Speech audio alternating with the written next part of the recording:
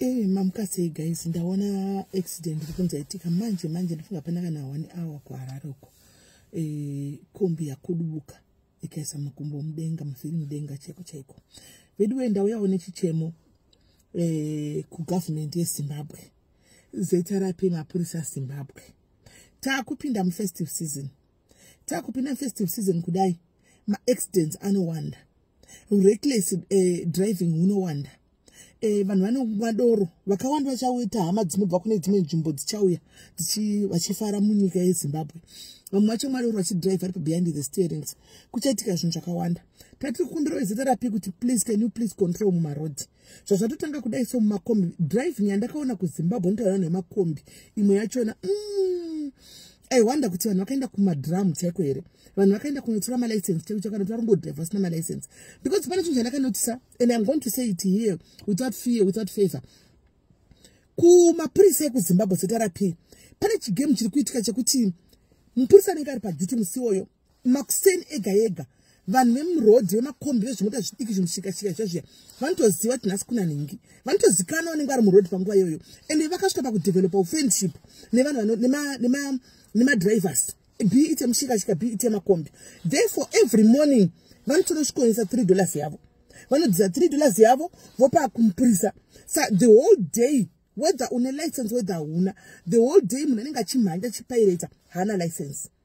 Ari kutakura mweya yevanhu, ari kutakura life dzevanhu mumotikari. No one verifies kuti ane license here. Hakuna munhu anotarisa. No one verifies kuti mukombi mapinda vanhu vangani. As long as abisa $3 dzinobviswa every day makuseni. So imagine kana pane motikari dzinopinda, ndakaona kwaane motikari dzakawanda kuHarare kugweri kupi achipiwa $3 dzake every day. Pamotikari dzinopfuura maybe 100 anowana mari. Because avana mari yavari kutambira yakawanda ndoko vari kuita mari. Uori wakatowana murodhi imomo ndoma wakawanda. But zvisinei vanhu vari kurasikirwa nevanhu, hama dziri kurasikirwa nehama dzadzo nenyaya yekuti mapurisa sometimes ezitarapi muri kupiwa mari yetraffic. That's reality ende munozviziva. Muri kupiwa ma $3 aya. Kombi the whole day kamfana kakabva kuchikoro nezuro kumba kwaita motikari atuta mushikashika ari kunotakura vanhu vakadzi varume nevana. Vana vechikoro vari kutakura nemushikashika iyi. Driving yemurodhi unotonyasoona chikukata achikukata. Ndakabva kuHarare, like ndakabva kuHarare ndichienda kuGweru. So driving yandaiona so ndaingoti Mwari zvakaoma. Ndaifamba chingoridza huta murodhi mese. Akakukata kudai saka unotomupa way pasina give, unotongomupa give way iwewe. Saka what kind of driving is that? If festive season ma accidents anowanda, vanenge vachimhanyira makastoma tsvaga mari dzedora, tsvaga mari dzekuramisa mudzi wotenga huku nerice paChristmas. Saka mapurisa vachikumbira kuti government yeZimbabwe imbesai mapurisa kuti aite basa rawo semazvo. Nemazvo idzi nyaya dzekubraibiwa idzi life dzevanhu dzinorasika. Nyaya dzekupiwa ma $3 idzi life dzevanhu dzinorasika. Tozviziva kuti munozviziva ndokurarama kwavo. But tatiri kumbokumbira panguva ino kuti vamboitawo serious. Vakuru vemapurisa, makomishina vemapurisa, madisipo kumapurisa uko pamuri kudeploya vanhu vetraffic ava, tatiri kukumbirawo kuti asazikamwe. Kugweri kunozoenda nemunhu anozikanwa. Kwani ndinozwa chinzi ningi wechibhaiki. Aiwa mari yangu ndakabata. Andozikamwa wechibhaiki kugweru andozikamwa. Come on.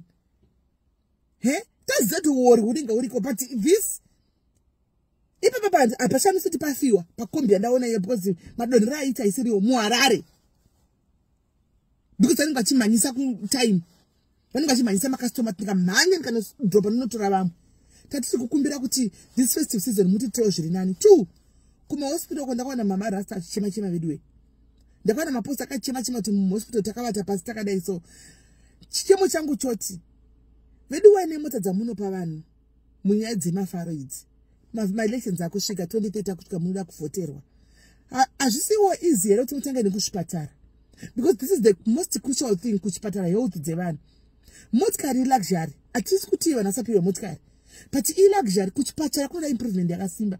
Kana mudzimai akuzvara kunozvarira pafloor, kana manesi tichazouya nevidhio yenyu, regai timbotaura nenyaya tombotaura nenyika nevakuru venyika yedu kuti vationerewo ipapo. Manesi yenyu ichauya because mbiri yenyu yaenda kure.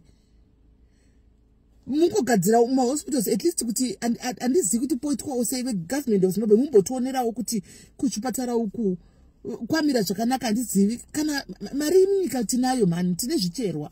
iwo machaina yandi anenge achibhadhara mari. Kana zvaita iwo machaina aitai kuti vambovakawo imwe hospital weduwe, vavake imwe public hospital.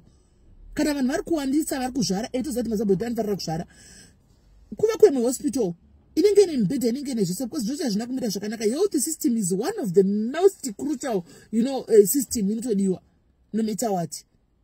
Saka vakuru veZimbabwe government chachikumbira kuti mupaongorore ipapo kuti mukadzi azvarire pasi weduwe zvakangooma, kana nemi munozvionawo. Hatisi handizofunga kuti munozozviona inyu, because obviously mimi hamuzozvarire ikoko, handi mazviona. Saka ndatingokumbirawo kuti kana pachigona kugadzirisika ngapagadzirisike, because takuenda kunguva yema-elections. Handiti zvinhu zvakawanda zvobva kuti zvipecho zvinake mayouth asiri wega anovhota. Asiri wega anovhota mayouth acho. Mayouth acho achavhota akaenda kuchipatara kunobvisa zino osvika osevhise zino zvakanaka. Akaenda kuchipatara avhunika gumbo osvika obatwa zvakanaka kuhospital, owanawo mubhedha wake odzokawo kumba zvakanaka. Vanoona zvinhu zvedu zviri kuimprove. Newe waindotengesera zvakanaka.